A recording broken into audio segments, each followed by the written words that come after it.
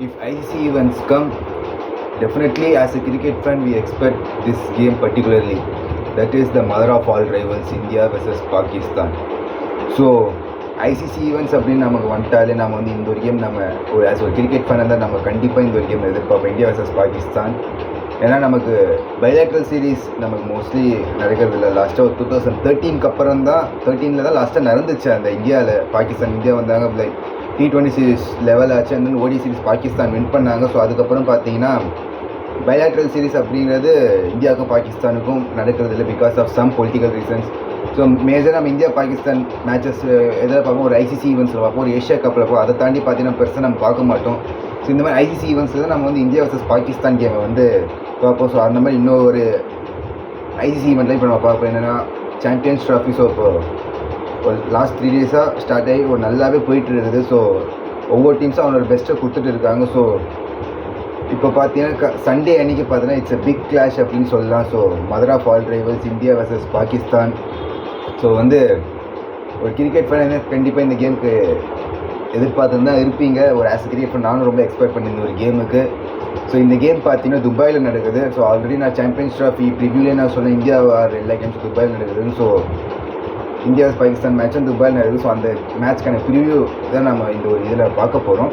So Pakistan வந்து first game against New Zealand ஒரு defeat. கொஞ்சம் வந்து பாகிஸ்தானுக்கு ஒரு ஆல்மோஸ்ட் ஒரு மொரால் யூஸ் ஆன மாதிரி தான் இருக்குது. ஏன்னா it's a must win game for Pakistan. இந்த மேட்ச் வின் பண்ணால் தான் செமிஃபைனல்ஸ் கண்டெஸ்டன்ட் அவங்க இருக்க முடியும். இன்கேஸ் இந்தியா கிட்ட தோத்தாங்கன்னா almost Pakistan out of the டோர்னமெண்ட்றான், அதில் எந்த ஒரு டவுட்ஸுமே இல்லை. சம் பாசிட்டிவ்ஸ் ஆஃப் பாகிஸ்தான் அப்படின்னு பார்த்தீங்கன்னா பாபர் அசாம், ஃபார்மர் பாகிஸ்தான் கேப்டன், இன்னும் இப்போ இந்த சீசனில் பார்த்தீங்கன்னா ஒரு ஓப்பனராக ப்ரமோட் ஆகிருக்கார், ஒரு நல்ல பெர்ஃபார்ம் பண்ணிட்டு இருக்காரு அப்படின்னு தான் சொன்னாங்க. அட் த சேம் டைம் பார்த்தீங்கன்னா கேப்டன் முகமது ரிஸ்வான் கிட்ட நிறைய எக்ஸ்பெக்டேஷன்ஸ் இருக்குது. பட் ஃபஸ்ட் கேம் அது அந்தளவுக்கு அவர் வந்து எக்ஸ்ப்ளாய்ட் பண்ணல. பட் இந்தியாவுக்கு அகேன்ஸ்டாக ஒரு நல்ல பெர்ஃபார்ம் பண்ணுவார் அப்படின்னு நான் வந்து பாகிஸ்தான் ரொம்ப எதிர்பார்த்து நிற்பாங்க. ஆனால் அட் த சேம் டைம் பார்த்தீங்கன்னா பாகிஸ்தானோட சீமஸ் தான் எப்போவுமே வந்து ஒரு த்ரெட்டிங் பாயிண்ட்டாக இருப்பாங்க. ஸோ ஆப்போனன்ட்ஸ் பற்றி ஒரு ஷஹீன் அஃப்ரிதியாக இருக்கட்டும், ஒரு ஹாரிஸ் ராஃபா இருக்கட்டும், ஒரு நசீம் ஷாபா இருக்கட்டும். ஸோ இவங்கெல்லாம் பாஸ்ட்டில் பார்த்தீங்கன்னா இந்தியா அகேன்ஸ்டாக நல்லாவே பண்ணாங்க. ஸோ ஷஹீன் அஃப்ரிதெல்லாம் பார்த்தீங்கன்னா ஒரு 2021 T20 வேர்ல்டு கப்பில் இந்தியா அகேன்ஸ்டாக ஆல்மோஸ்ட் டாப் ஆர்டரே கொலாப்ஸ் பண்ணி விட்டார். ஸோ அந்த ஒரு கேம் வந்து பாகிஸ்தான் வின் பண்ணாங்க. அந்த நசீம் ஷாவா, அவரோட ஹாரிஸ் ராஃப், இவங்களோட சீம்லாம் பொசிஷனில் நல்லாவே இருக்கும். ஸோ அது வந்து துபாய் கண்டிஷன்ஸில் எந்த மாதிரி இருக்கும் அப்படின்னு நம்ம கொஞ்சம் வெயிட் பண்ணி தான் பார்க்கணும்.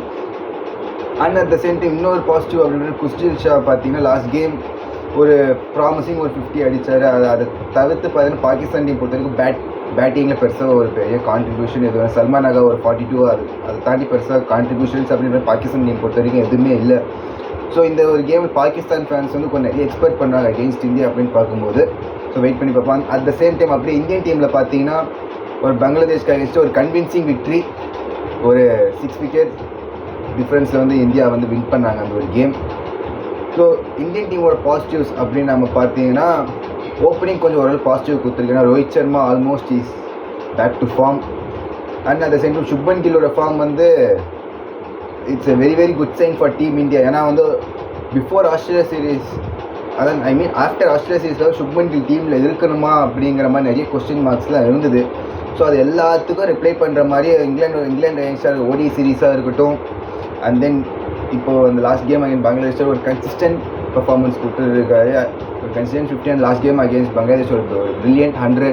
ஸோ இந்த ஒரு பர்ஃபார்மன்ஸஸ் சுப்மன் கில்லோட கான்ஃபிடன்ஸும் நல்லா இருக்கும் அப்படின்னு நான் இது பண்ணேன். ஸோ பாகிஸ்தான் அகேன்ஸ்டாகவும் நல்லா பர்ஃபார்ம் பண்ண அப்படின்னு இது பண்ணுறேன். And another thing is Virat Kohli.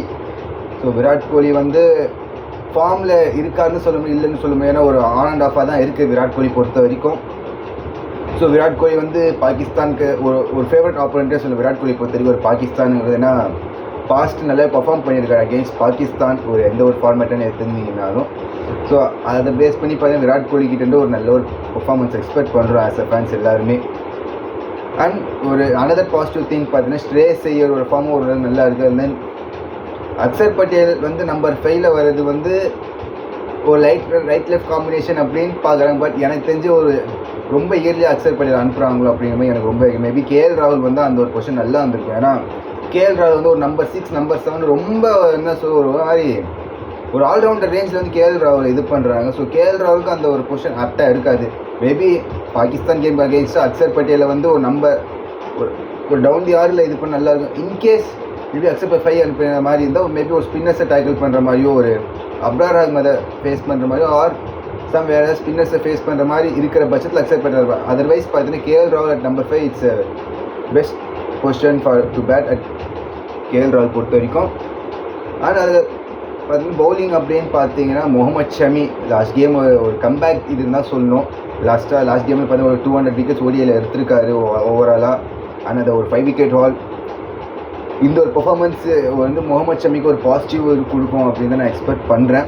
And at the same time நம்ம ஹர்ஷ்தீப் சிங் எதிர்பார்த்தோம், பட் ஹர்ஷித் ராணாவுக்கு தான் போயிருக்காங்க. ஹர்ஷித் ராணா இட்ஸ் ஓகே அப்படிங்கிற மாதிரி தான் இருக்குது. ஏன்னா ஒரு 3 விக்கெட்ஸ் எடுத்திருந்தாலும் பட் ஹர்ஷித் ராணா வந்து ஒரு இட்ஸ் டூ இயர்லிங்கிற மாதிரி தான் எனக்கு தோணும். ஏன்னா ஐசிசி சாம்பியன்ஸ் ட்ராஃபி மாதிரி ஒரு ஈவெண்ட்டில் வந்து ஹர்ஷித் ராணா வந்து இவ்வளோ சீக்கிரம் சான்ஸ் கொடுக்கணுமா அப்படின்னு ஹர்ஷ்தீப் சிங் மாதிரி ஒரு எக்ஸ்பீரியன்ஸ் ப்ரூவ் இருக்குது. ஏன்னா ஆல்ரெடி இஸ் பிளேட் இன் ஒரு ஏஷியா கப்பில் ஆடி இருக்காரு, ஒரு T20 வேர்ல்ட் கப் ஆடி இருக்காரு. அப்படி இருக்கும்போது ஒரு நல்ல ஒரு ப்ரெஷர் சுச்சுவேஷன் நல்ல ஓரளவுக்கு ஆடின ஒரு பிளேயரை வச்சுட்டு ஏன் வந்து ஒரு இன்எக்ஸ்பீரியன்ஸ் ஹர்ஷித் ராணாவுக்கு போனாங்கங்கிறது ஒரு பெரிய ஒரு லாட்ஸ் ஆஃப் கொஸ்டின் மார்க்காக தான் இருக்குது. ஸோ பங்களாதேஷ் அகேன்ஸ்டாக பர்ஃபார்ம் பண்ண அதுவும் பாகிஸ்தான் அகேன்ஸ்ட்டு எப்படிங்கிறத நம்ம வெயிட் பண்ணி தான் பார்க்கணும் அந்த ஒரு இது. அதனால் ஸ்பின்னர்ஸ் பொறுத்த வரைக்கும் பார்த்தீங்கன்னா ஜடேஜா, அக்சர், குல்தீப் இவங்க 3 பேர் நல்லாவே தான் பண்ணிருக்காங்க. ஸோ இந்தியன் டீம்ஸ் பொறுத்த வரைக்கும் பெருசாக ஒரு நெகட்டிவ்ஸ்ன்னு சொல்லுவோம். அங்கங்கே கொஞ்சம் அந்த ஹோல்ஸ் தான் இருக்கே தவிர அதர்வைஸ் இப்போ இந்தியன் டீம் பொறுத்த ஒரு நல்லாவே இருக்குது. ஸோ நான் இந்த கம்மிங் சண்டே பார்த்தீங்கன்னா இந்த ஒரு கேம் நம்ம ரொம்ப எக்ஸ்பெக்ட் பண்ணலாம். ஸோ நிறைய இது இருக்குது. ஒரு ஐசிசி ஈவெண்ட்ஸில் வந்து ஒரு இந்தியா பாகிஸ்தான் மோதுறாங்க. ஸோ லாஸ்ட்டாக 2007 சாம்பியன்ஸ் ட்ராஃபி ஃபைனல்ஸ் ஒரு இந்தியன் ஃபேனாக இருந்தீங்கன்னா கண்டிப்பாக யாராலும் மறக்க முடியாது. ஏன்னா எல்லோரும் ஜெயிப்பாங்க அப்படின்னு எக்ஸ்பெக்ட் பண்ண ஒரு சுச்சுவேஷனில் பார்த்தீங்கன்னா ஃபக்கர் ஜமான் ஒரு மாதிரி மேட்ச்சை திருப்பி விட்டார் இந்தியாவுக்கு அகேன்ஸ்டாக. இல்லை அதில் எஸ்பெஷலி ஜஸ்பிரீத் பும்ரா ஒரு நோ பாலாக இருக்கட்டும், ஐ திங்க் அஸ்வின் ஒரு நோ பால் போடுவார். ஸோ அந்த நோ பால்ஸ்லாம் பார்த்தீங்கன்னா கேமே ஒரு டேர்னிங் பாயிண்ட் ஆச்சு. ஸோ இந்தியா வந்து ஒரு ஆல்மோஸ்ட் ஒரு 180 ரன்ஸ் கிட்ட பாகிஸ்தான் அகேன்ஸ்டாக தோற்பாங்க, சாம்பியன்ஸ் ட்ராஃபியும் லூஸ் பண்ணுவாங்க. ஸோ அதுக்கான ரிவெஞ்சாக இருக்குமா அப்படிங்கிறதுலாம் இப்போ எல்லோரும் ஒரு இதுவாக இருக்கும். ஏன்னா அந்த ஃபைனல்ஸில் Fakhar Zaman ruled out. It's another setback for team Pakistan. So Fakhar Zaman இல்லை. ஸோ இந்தியன் பவுலர்ஸ் கொஞ்சம் ஃப்ரீயாக இருக்கலாம். But at the same time பார்த்தீங்கன்னா பாபர் அசாம் அண்ட் முகமது ரிஸ்வான் அவங்க 2 பேருமே ஒரு மேஜர் த்ரெட் இந்தியன் டீம் பொறுத்த வரைக்கும். ஸோ இந்தியன் பவுலர்ஸ் வந்து எப்படி பாபர் அசாம் அண்ட் முகமது ரிஸ்வான் அப்ரோச் பண்ணலாம், and then at the same time Indian batters எப்படி ஒரு ஷஹீன் ஷா அஃப்ரிதியும் ஒரு ஹாரிஸ் ராஃபி ஒரு நசீம் ஷாவை எப்படி ஃபேஸ் பண்ணுறாங்க அப்படிங்கிறதுலாம் it's a big contest. I think நம்ம மோஸ்ட்லியாக சொல்லுவோம் இந்தியன் பேட்டர்ஸ் பாகிஸ்தான் பவுலர்ஸ் எனக்கு தெரிஞ்சு பார்த்தா ஒரு ஈக்குவல் கண்டெஸ்ட்டாக தான் இருக்குது எனக்கு தெரிஞ்சு இந்த ஒரு கேம் பொறுத்த வரைக்கும். So let's hope guys, we wait for the big clash.